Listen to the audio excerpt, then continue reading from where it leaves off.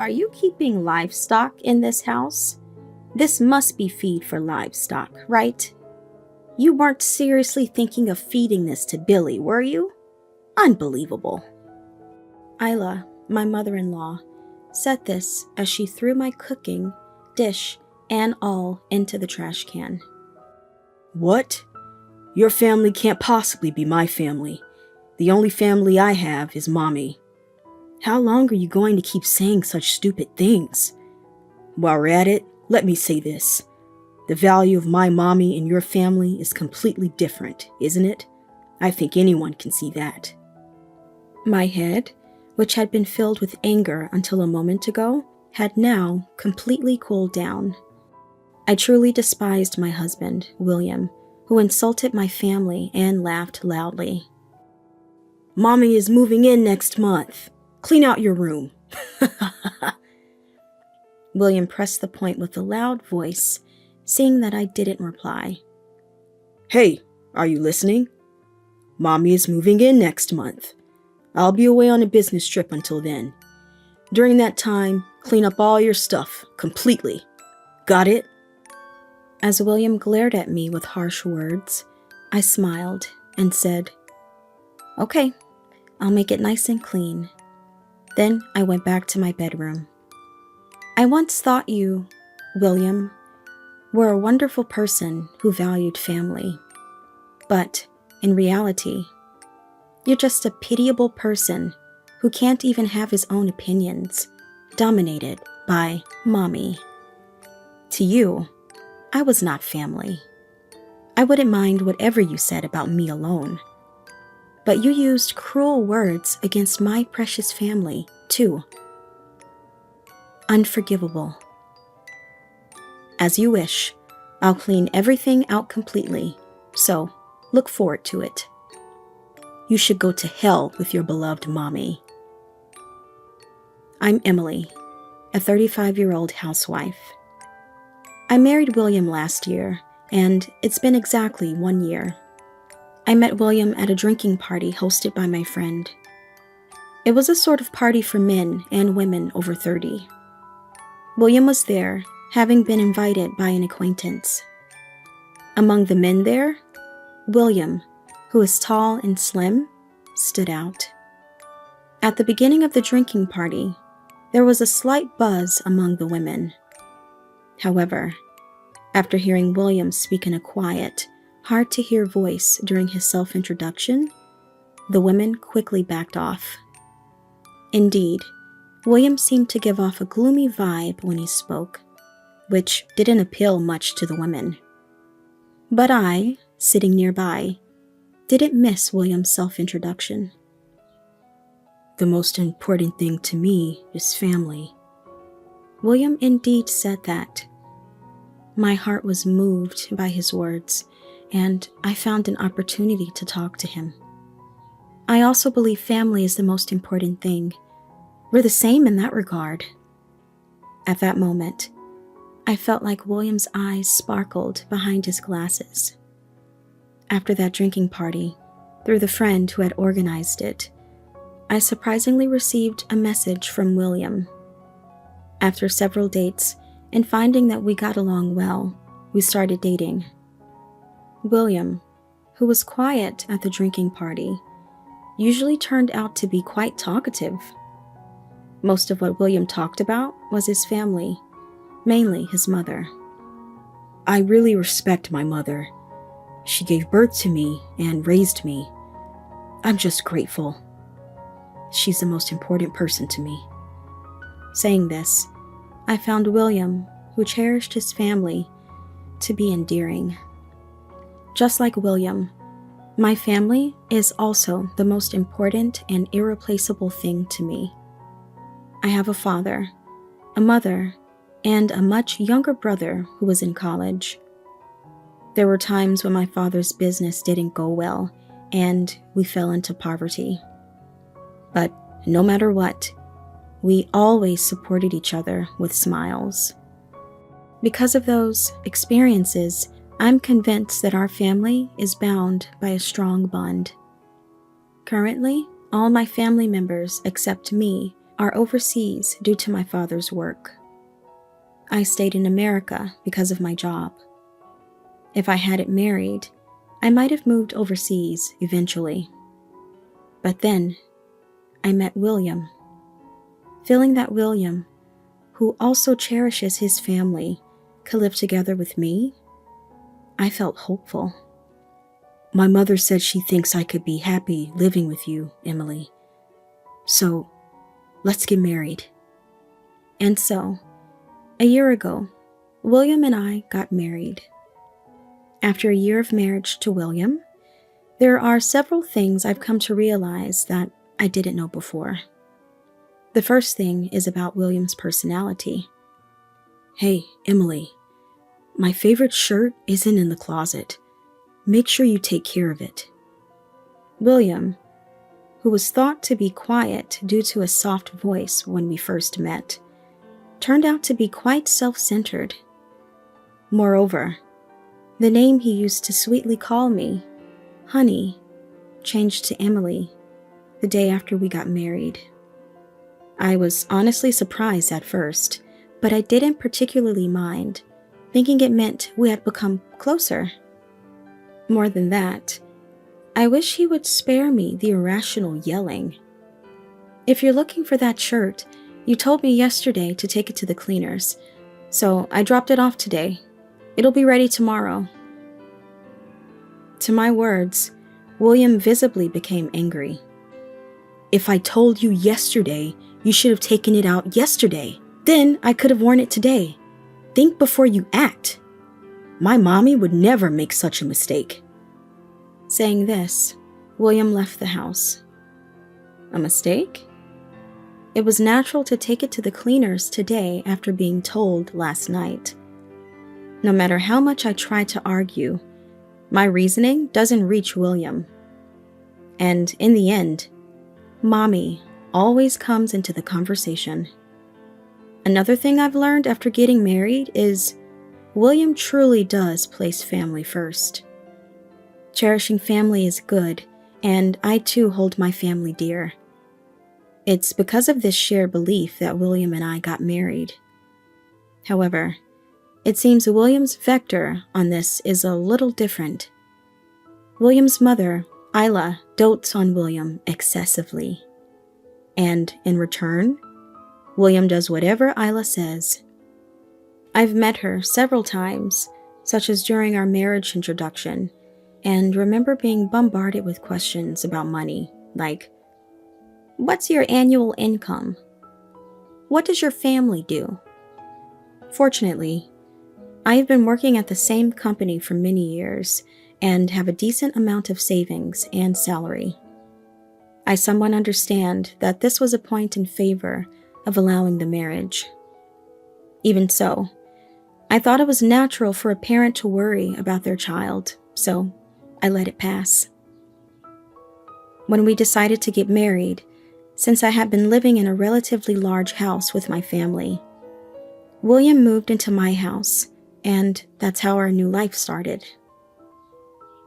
While discussing how to arrange the rooms, William said with a laugh, We're not planning on having kids, so let's have separate bedrooms.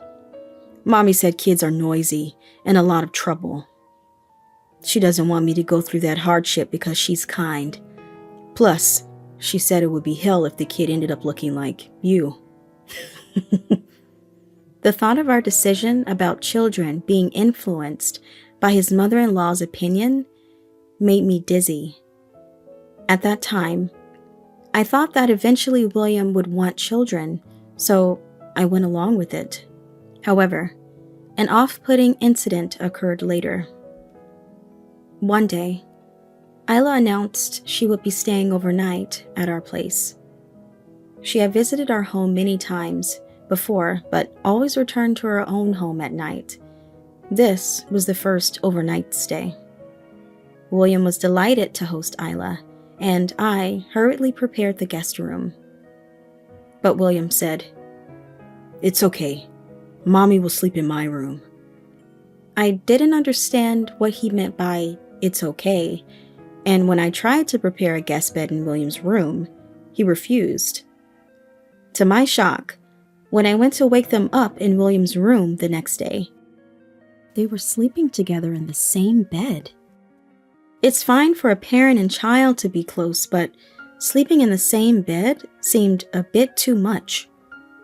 I felt like I had seen something I shouldn't have and quietly left William's room. After that incident, I was completely turned off and realized I would no longer share a bedroom with William.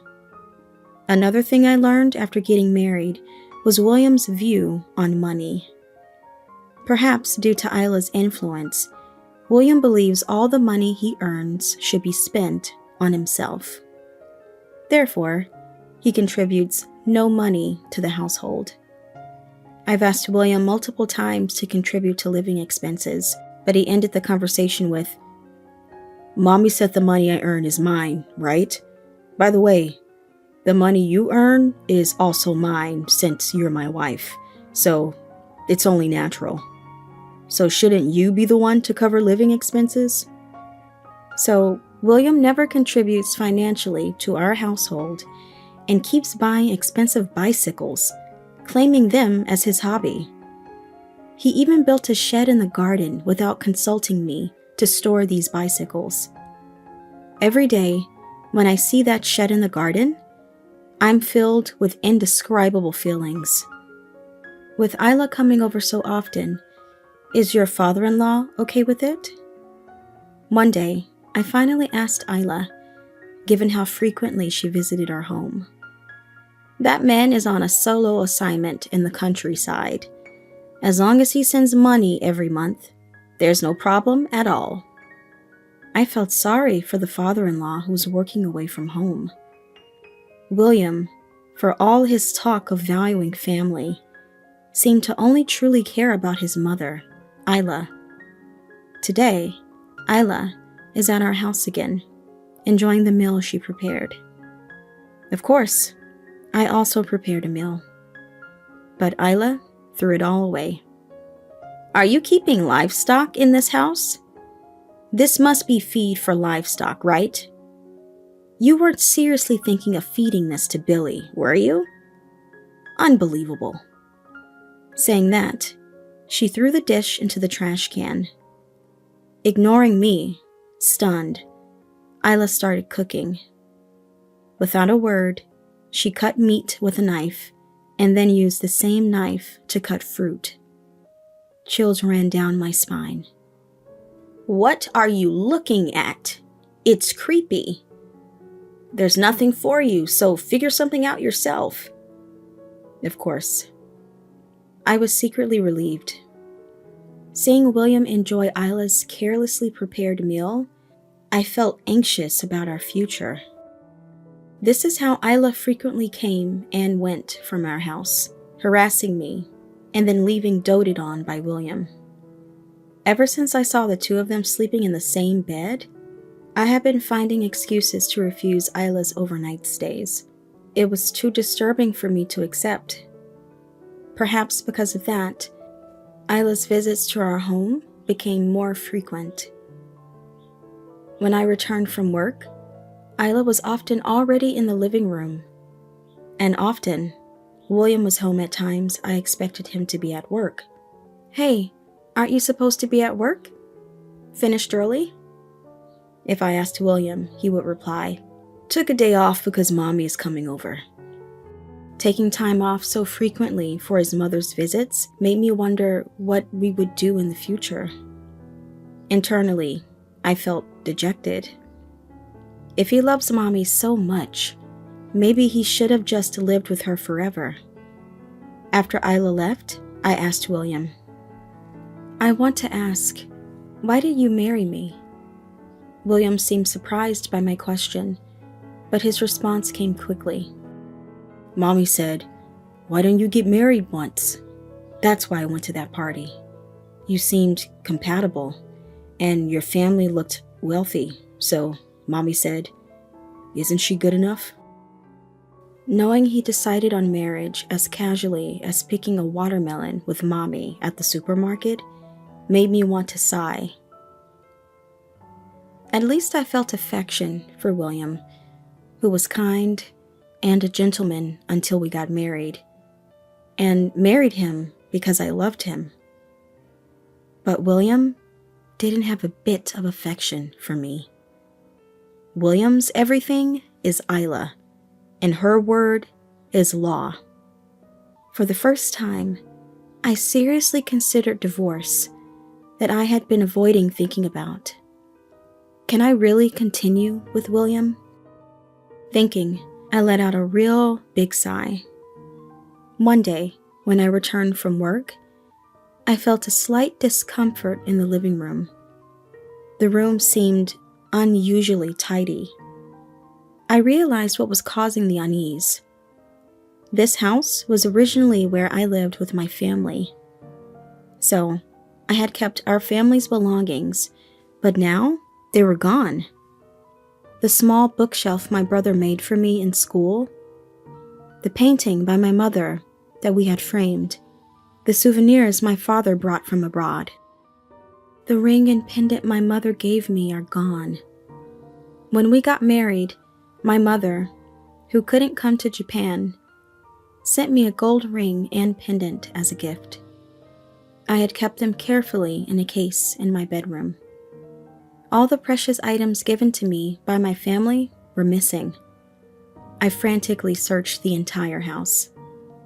My bedroom, William's bedroom, even the shed William built in the garden.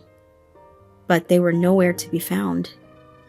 As I stood in the living room in a daze, William, who seemed to have been out, came back. What? Why is your hair all messed up? Seeing me disheveled from searching desperately, William laughed. Desperate for confirmation, I asked William, The things I received from my family are missing. Do you know anything about it? The answer I received from William was shocking.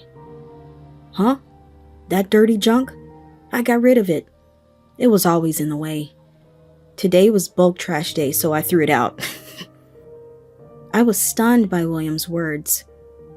Despite it being my property, despite them being precious gifts from my family, William said he threw them away. The ring and pendant that were in my room, you threw those out too? When I pressed him, William responded with a displeased look. I don't know. Maybe I threw it out. That junk. I could feel anger rising in my head. How could you do whatever you want? Those were my precious things. Why did you throw them away? Startled by the volume of my voice, William momentarily flinched, but quickly glared back and retorted. Isn't what belongs to you mine as well? Mommy said so, right? So what's wrong with me throwing away my stuff? And why are you still clinging to your trash-like family? You're married to me now, aren't you? Cut it out. It's disgraceful. I couldn't believe William's words. Isn't it William who's abnormally attached to his family? Is he calling my family trash? William was making unbelievable statements, leaving me unable to think clearly. Trash-like family. That's my family you're talking about, you know? They're your family too, aren't they? Why would you say something so awful?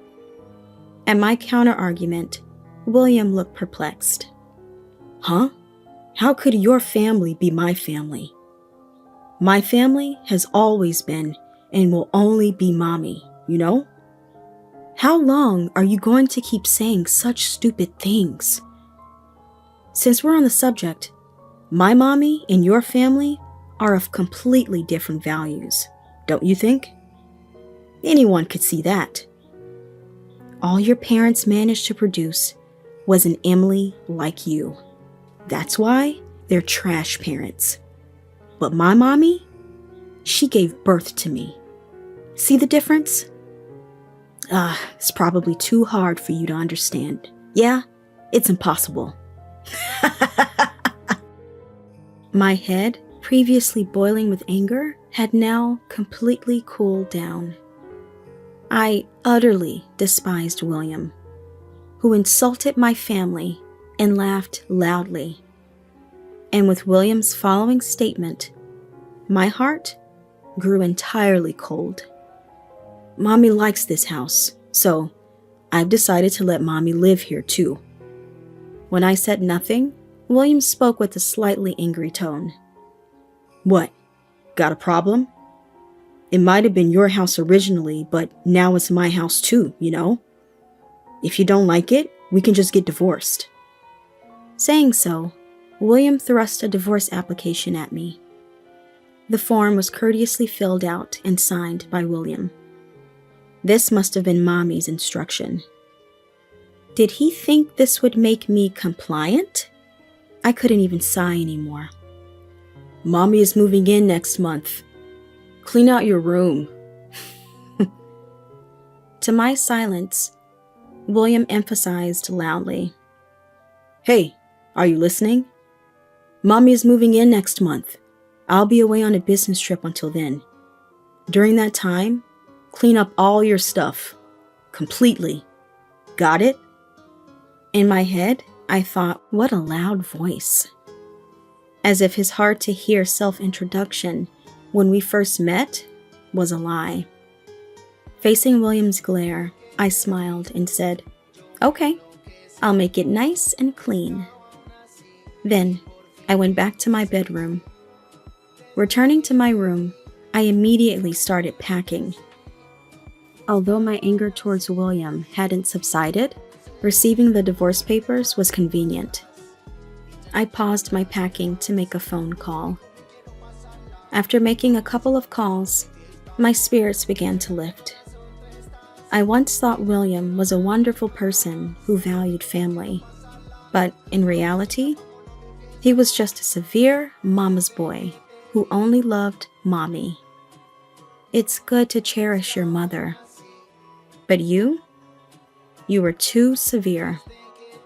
Being dominated by Mommy to this extent, and not having your own opinions as an adult, I can't help but feel sorry for you.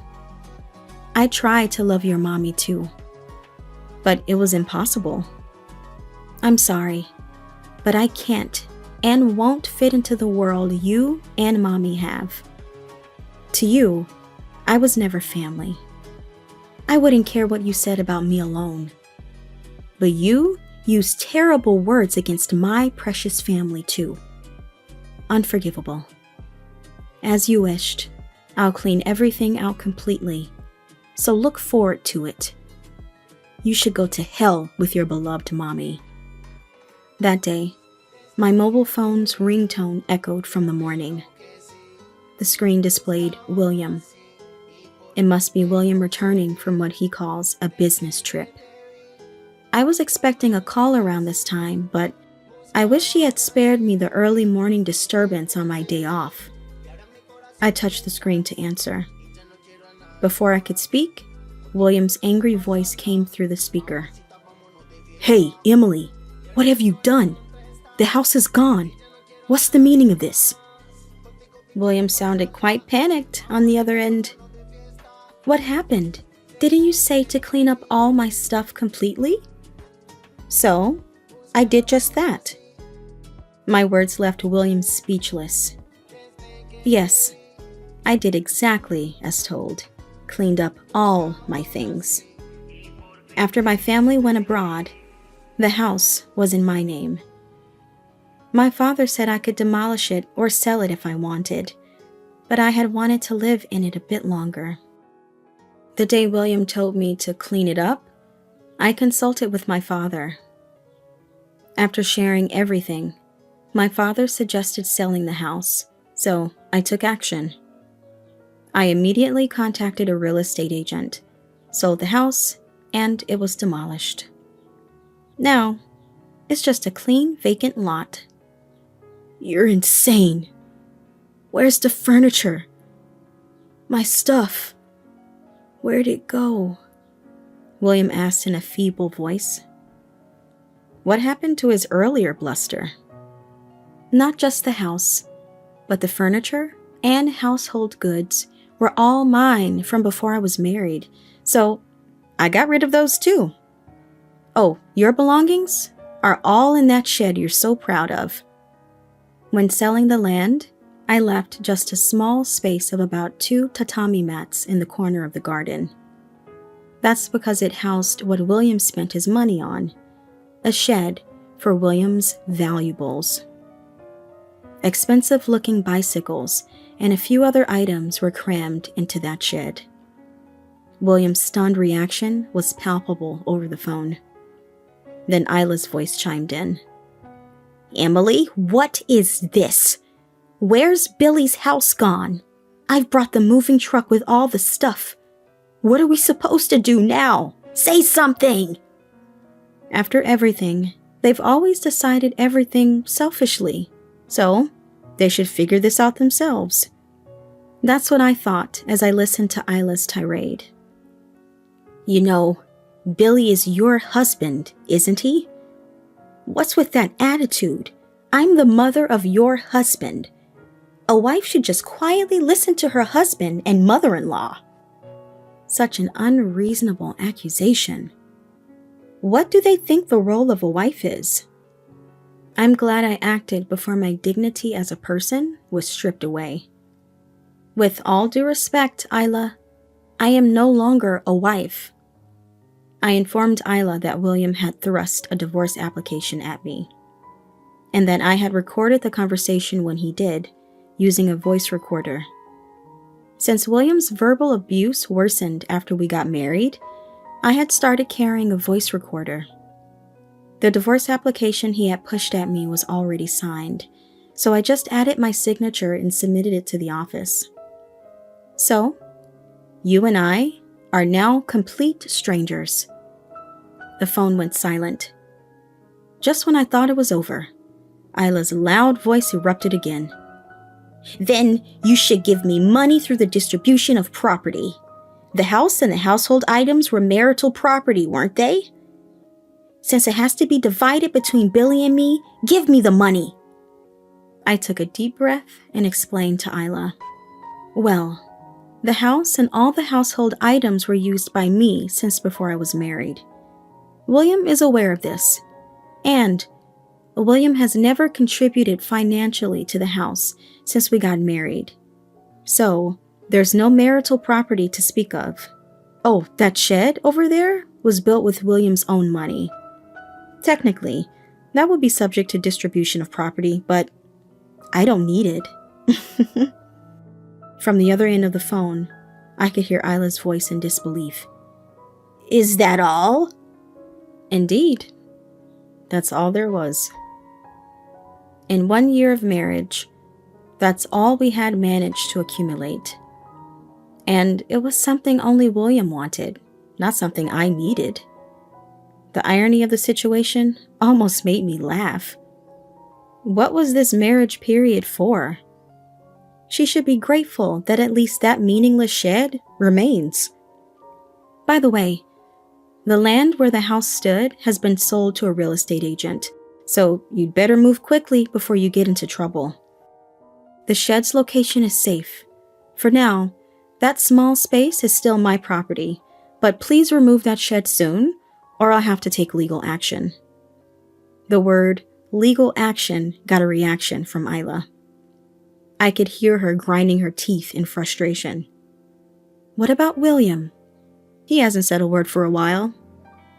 "Hey, Billy, don't cry. Be strong. It's okay. Just do as Mommy says." Apparently, William was crying. Such a childlike man. His boyishness once seemed charming, but now, he's just a pitiable mama's boy. "Yeah, that's right. Just do as Mommy says. Then with that woman..." Ugh. William's words were cut off mid-sentence. Probably Isla covered his mouth with her hand, because it was inconvenient for me to hear. But it's too late. I've meticulously gathered evidence, so rest assured. "So, where are you now?" "We're coming over, so tell us where." I refused Isla's demand. It took me a bit of effort to find a temporary home for myself. There's no way I would tell them that easily. We're strangers now, So I don't think we'll ever meet again. Oh, and you'll be hearing from my lawyer soon, so please deal with that. In my hand were several photos. They showed William, Isla, and an unknown woman. These were taken during the period William claimed to be on a business trip. A friend who organized the drinking party where William and I met happened to see the three of them on vacation. The photos captured moments of William and the woman entering a room alone and leaving together in the morning. Why? How did it get out? A faint voice from William reached me. He still had the energy to speak, which was surprising. The friend said that after we got married, he continued to host parties regularly. Recently, to his surprise, William started attending again and hit it off with a woman, returning home with her. The woman seen on vacation was undoubtedly the same woman. But Mommy said a man has to have an affair at least once. She said since this woman is prettier, I should have a child with her instead. I was shocked by William's outrageous statement. Again, Mommy's orders. But adultery is adultery. Whether it's Mommy's orders or not, I won't be lenient. Whatever you say, I look forward to the compensation in the divorce trial. The identity of the woman is known through a friend, so I'll be claiming compensation from her as well. Since you have no fixed address, a formal notice will be sent to your company. Thank you. As I said that, William's crying voice came through the phone. I could even hear Isla's comforting, "There, there," which almost made me nauseous. I wanted to hang up, but there was one more important thing to discuss. And Isla, the police might come to ask you some questions, so please cooperate with them. There was no response from Isla. She probably knew what this was about. Isla, you stole my precious ring and pendant, didn't you? In the photos of this affair trip, I can see you wearing my ring and pendant. I will never forgive you. By the way, I've already reported this to father-in-law. He was furious. He said he's going to divorce you, so you'll get your wish of living a dream, life alone with William. I was about to hang up after saying that. Just before the call disconnected, I thought I heard an indescribable scream from Isla. Looking outside the window, it was about time for the sun to set. I wonder how those two will spend their night. Well, they have that shed, so they'll be able to shelter from the rain and wind for a while. That's the least I could do for them. Honestly, I couldn't care less. I feel like I can sleep well tonight. The first to pay compensation for the divorce lawsuit was the woman William had an affair with. She worked at a nightclub and included an apology saying it was a momentary lapse of judgment. William, on the other hand, had to resign from his job voluntarily after a formal notice of his infidelity reached his employer, making his position there untenable. Father-in-law covered the compensation for the divorce lawsuit in full, but said he would relentlessly reclaim it from William. Isla was faced with divorce papers from father-in-law. Apparently, her overprotectiveness towards William had always been a problem. This incident made father-in-law lose all patience. From now on, Isla won't receive a penny. In fact, she's dealing with the police over suspicion of theft. Isla repeatedly claimed inheritance among relatives, but since cohabitation between me and Isla was not recognized, Isla ended up with a criminal record. Now, William and Isla are renting a small apartment, living modestly while working part-time. The shed has been removed, and where my house once stood, a new home is being built. I hope the people who live there will be a warm family. I prayed quietly in my heart. Rolling my carry-on, I walked through the airport concourse. The thought of seeing my beloved family soon filled my heart with joy. I'm about to fly to the country where my family lives to start a new life. I hurried towards the boarding gate.